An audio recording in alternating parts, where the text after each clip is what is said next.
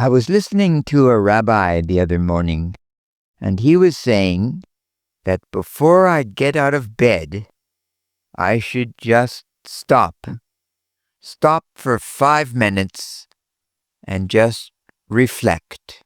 Be quiet. Be at peace. Reflect about life and love and the great gratitude that we all should have for being alive. And I thought to myself, wow, if the average person had time to reflect, what would they think about? And this, of course, includes me. What would I think about? Well, I think most of us would immediately place ourselves in some form of timeline. How old am I? 30 years old, for example. And they would reflect on the past. What have I accomplished to this point? And what will happen in the future? And then I think you would be overwhelmed with the idea that, guess what? These are my own private thoughts. No one can get into these thoughts unless I invite them in by sharing those thoughts. So whether those thoughts are pure or prurient doesn't really matter, does it? Because they're mine. Unless I really make an effort to discuss them, no one would ever know, ever.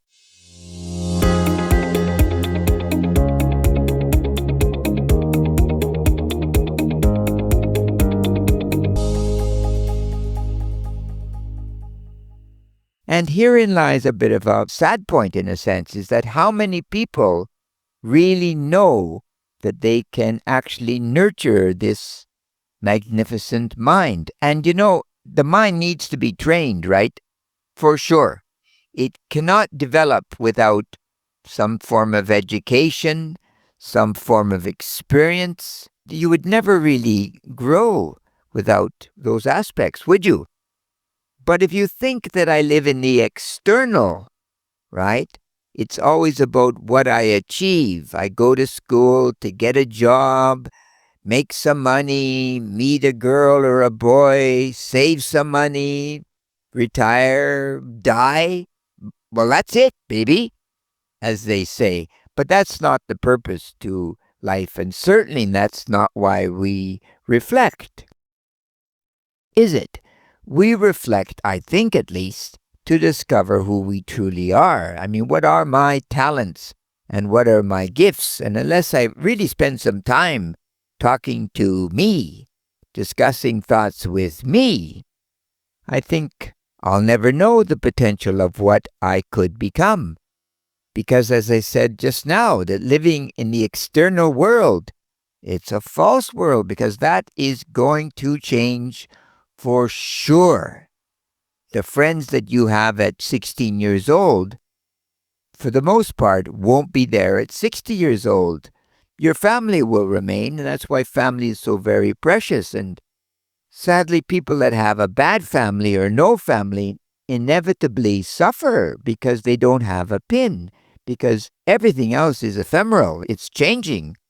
As I'm speaking, time is running along, isn't it? So why do we need time for private reflection? Well, I think obviously we need time to analyze what's going on in the exterior world.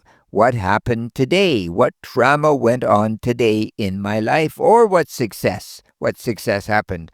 How do I put it in perspective? The perspective of me and my world. And I think in a sense, in this age of comparison, we live so much in the exterior world comparing ourselves to others that we forget there will always be someone more handsome or more beautiful than me. Great sadness to say this, but it's true.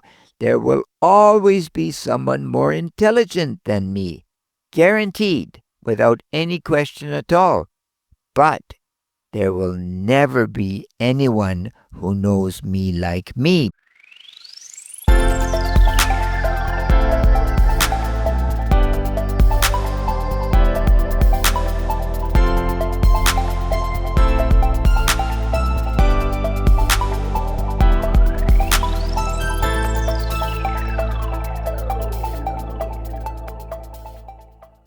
But of course, if I don't grab hold of that, I guess you could call it personal agency in a sense, unless I grab hold of that, it will just run away. Absolutely. There is a voice in all of us, I believe. That quiet voice, perhaps that liaison or relationship with God that actually talks to you directly. You can be totally honest with your thoughts, right? And with those thoughts, you can begin to sort out, what those things in the exterior world that are valuable to you, of course, and the things that are not. And I think you have to decide. When I was 18 years old, I worked for a company and I was a salesman and I was good at it. I was making a lot of money for the firm. And the man, he said to me, "Look, Leon, if you will spend 5 years here, I will give you 20% of the shares of this business," which would have meant that by the time I was 23 or 24 years old, I would have been financially wealthy.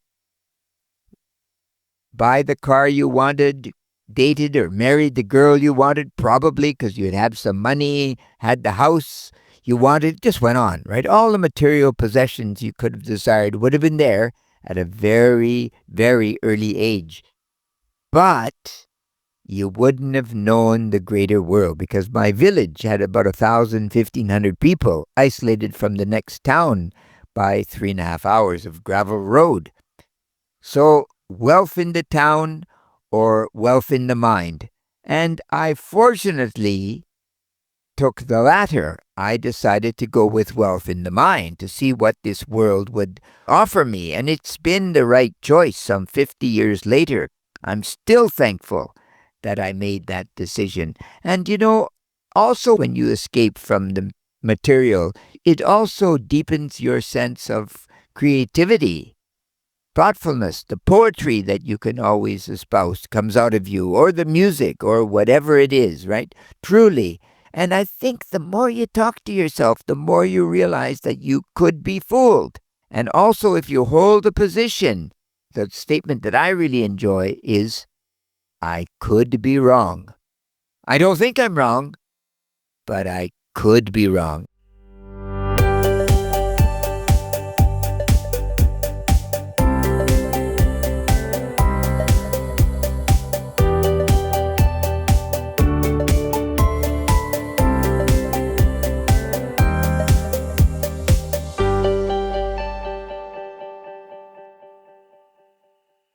And I think that always is there, right? That gives people the benefit of the doubt. And I really think some of the horrible things that have occurred in the 20th century with the great German nation killing the people that it did, average people joining the army, the Einsatzgruppe, the Gestapo, whatever it was, average people killed thousands, if not hundreds of thousands, if not millions of people, because I think they ultimately really didn't think. I think there's no difference between those people and me. The only difference is more experience, of course, and more knowledge about evil in the world. But we are essentially the same people. So if we don't reflect, if we don't think, obviously what awaits us potentially is just not good. This evil will be perpetuated again, won't it? But I think if we think, then we realize that we're all the same. It's unnecessary to kill each other. Absolutely. Recently, I don't know if you followed this, but there's been a bombing, suicide bombing in New Delhi, and the group itself is driven by or managed by a group of doctors of all things, right? People who are supposed to protect and nurture life. And obviously, in all their knowledge, these were not wise people, were they? Because they got tricked probably by religion, I suppose. But this is not God's message. God's message is not about killing in any religion. It's about love, isn't it? It's about love. So the next time you wake up in the morning, spend a few moments reflecting. Spend some time to reflect. And then throughout the day, Catch yourself. That's why you have a notebook, right? Catch yourself with those brilliant thoughts. Write them down, those unique ideas. Control them, because you can nurture them, obviously, at a later date, right? And I think you have to remind yourself, there's no one like me. There never has been, there never will be. But once again, as I said, ad infinitum. So what? Unless you decide to open the door to you and nurture the being that you've been given by God, that special, unique life form, that piece of life that you've been offered, right?